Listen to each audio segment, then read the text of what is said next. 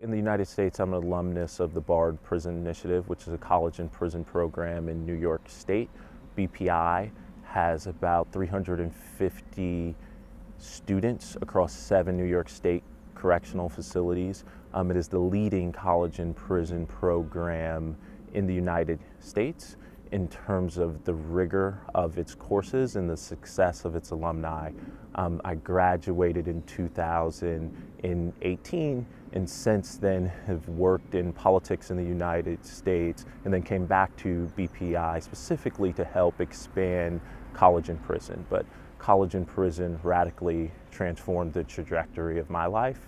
I have an older brother who's been to prison, I have a younger brother who's been to prison, and their lives today are very different than mine because they didn't have an opportunity like me to attend college while in prison.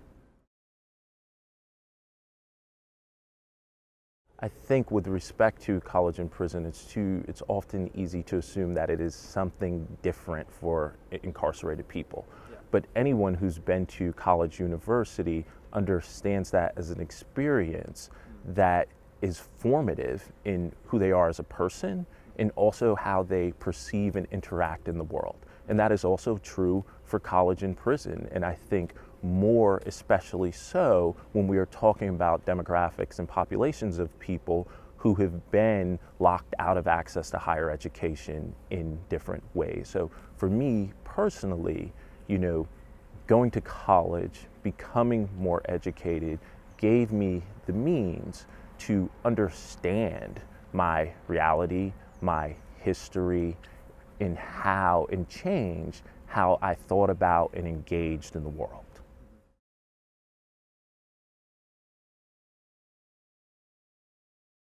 In public narratives, politicians like to push prisons as public safety mechanisms or mechanism for rehabilitation, but it's actually the opposite, right? They're vehicles for punishment.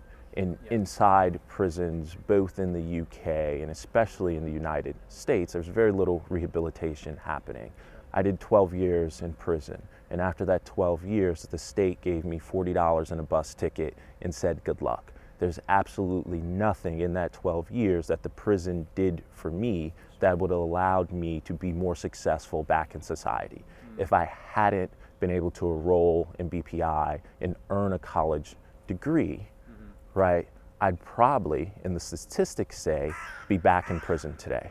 The national recidivism rate in the US is 60%, right? What that means, or the way that I like to think about that, is that prison is failing our society at a rate of 60%, right? 60% of the people released every year will be back in prison within 3 years. And that speaks to the lack of programming and lack of opportunities for people to change their lives while they're incarcerated.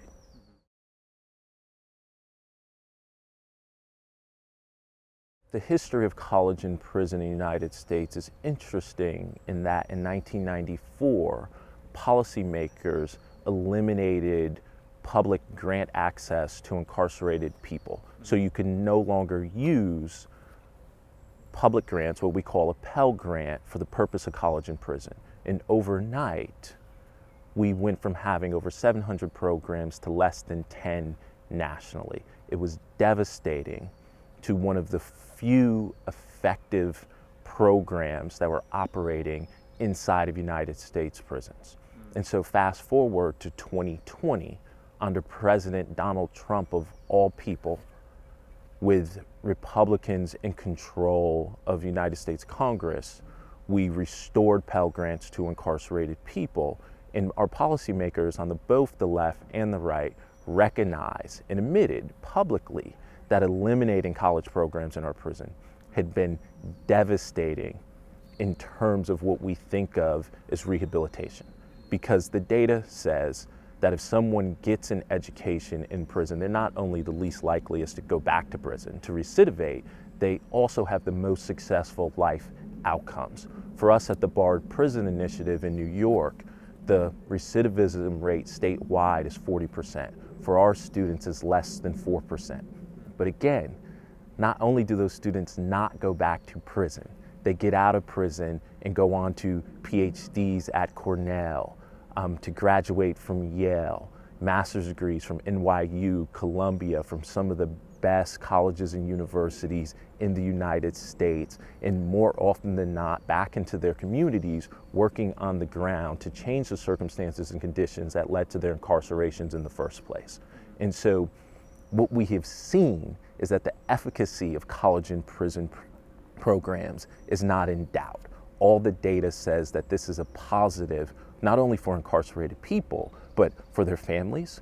They make prisons safer, but also for our communities, right? But what we have to in society is nurture some type of belief in human dignity and recognize the role of education in all of our own lives that we too often take for granted, and understand that it can have just as profound an impact in the lives of incarcerated people.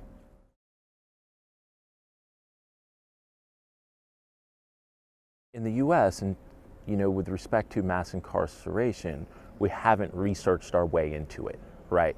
It is not a data-driven system. Actually, all the data says that prisons are criminogenic, right? That they actually exacerbate crime and make communities less safe, right? They're not effective. But that is at radical odds to what we see on the news every night. And so in the US, we have policy by anecdote, right? Something bad happens, our policymakers put laws in place in response to that, right? And those laws actually create more harm than good in the world, make us less safe rather than more safe in the world. It is not research or data driven. It is not thoughtful. It is political theater in a way. And I think, that resonates here in the UK. And so it's really about educating the public on what the data actually is, what actually works, rather than fear-mongering around this or that crime, right? We should be driven and motivated not by fear, but by what is effective, what makes us safer. And in the US, college and prison is one of those things. But it took us over 20 years to turn that tide in the public mindset, to get people to recognize that this was a good thing against sort of the easy political and media tropes, right? In the US, education is not free. And so one of the arguments was that, why should I have to pay for someone who's committed a crime to go to college for free, essentially, when I have to pay for my own kids to go to college? And when you sit down and have a real conversation with people about that, in New York, it costs over $70,000 a year to incarcerate someone. At BPI, we can educate a student for about $10,000 a year, right? And so I would say to people, you're willing to pay exponentially more to incarcerate someone than you are to educate them. Why is that, right? And by the way, one system is working and not the other.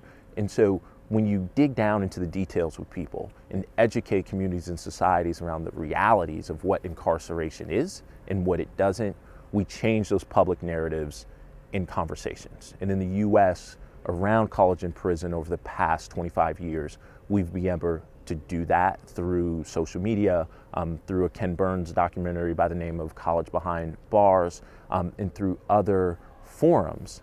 And most basically, through the success of the students. When someone walks out of prison and runs for elected office or becomes a lawyer, so on and so forth, that changes how people perceive those individuals in society, right? And so it takes a very dynamic effort, but we can do it. It is not static.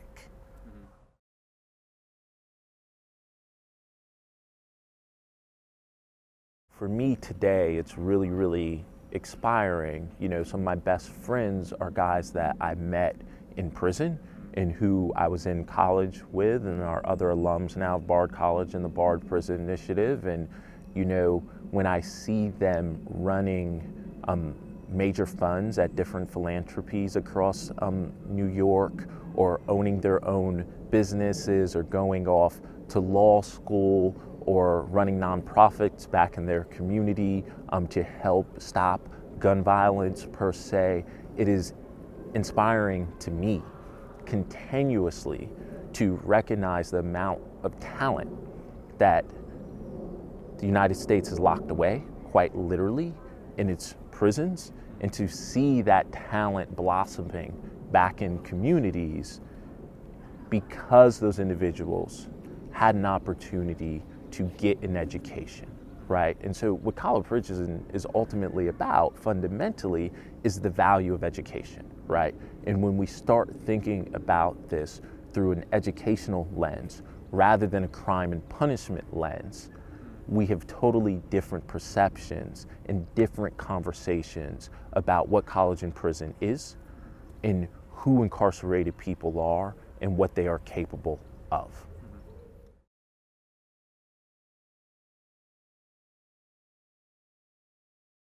Any society looking at mass incarceration in the United States should be blown away by its scale, right? There are over 2 million people in prison in the United States. That's just prison. We're not even talking about jails, right? The United States constitutes 5% of the global population. It holds 25% of the global prison population. We have more prisons and jails in the United States than we do public colleges and universities. We spend more money on prisons in the United States than it would cost to make all of our public colleges and universities tuition free. So if you're looking at the United States and looking at mass incarceration there, the first thing that should enter your mind is that we do not want to replicate that system, right? And one of the things that any society can do to forestall these radical investments in things that are wasteful and don't make us safer is institute college and prison programs and expand access.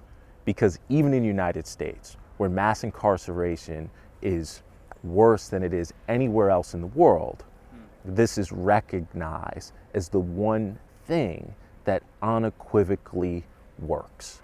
Now, it's not a panacea. Every person in prison is not going to go to college, but for the people who do, it is going to change their lives, their families' lives, and have positive impacts in society and back into their communities. And we should be using every, any, and all tools that we have to reach people and make interventions in their lives, especially while they're incarcerated, before another bad thing happens back into society.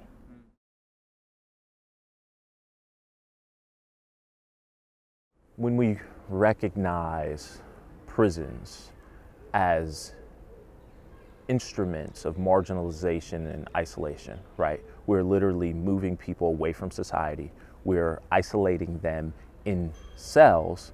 We should be thoughtful about, wow, what does that impact on people socially when they are returning back to our communities, right? And one of the things that having college programs operating in prisons does is that it mitigates the effects of marginalization and isolation, right? And for me, when I was a student, just as important as whether I got an A on a paper was the interaction that I was having in class every day with my peers and the professor. How I interacted with my classmates set a baseline for how I would interact with my coworkers. How I interacted with the professor set a baseline for how I would interact with my supervisors at work, right? And I think we all recognize college as a mechanism for professionalization. And that is true as well for any student on any college campus as it is for an incarcerated person, and I think even more so. When we are putting people in prison and we are isolating them and we are marginalizing them and we're not giving them access to technology or the internet, to information, to education, that puts them at a radical disadvantage when they return to our communities, right? And in the US, contrary to popular belief, 95% of the people incarcerated are going to be released someday. And we have to be thinking very thoughtfully about how those individuals are going to return back to their communities. If they don't know how to use the internet, that is probably not a good thing in a technologically driven society.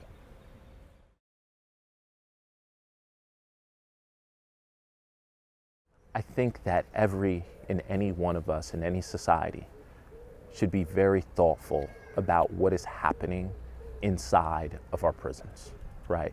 Because public safety and civil society is quite literally at stake. And what you see and hear usually in the media and on TV is not the case, right? We know from our experience in the US that the fear-mongering on TV has created a tough on crime atmosphere rather than a political climate where we are making smart policy decisions. We are literally implementing policies that are ineffective and don't work because of political expediency rather than having the will and educating ourselves in data-driven ways. So we need to be paying attention to what is happening in our prisons, particularly what is happening to people, if we think that we care about how they are returning to our communities. Incarcerated individuals are going to return to society and be our neighbors. They're going to be our coworkers. We're going to ride next to them in the subway. We all have an interest in them having access to education and different rehabilitative services while they are incarcerated in order to help them become the most productive selves that they can be back in society.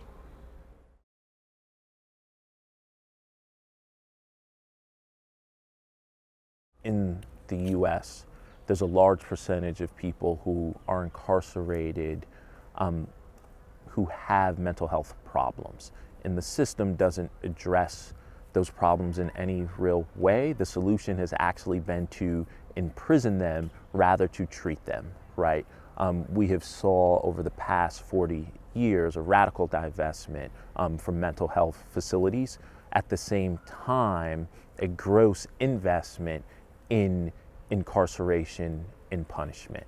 And I spent 12 years in prison, and I never received any type of mental health services, right? I saw a social worker for 5 minutes once every year who essentially just asked me if my emergency contact was the same, so they knew to call if I just so happened to die or be killed in prison, right?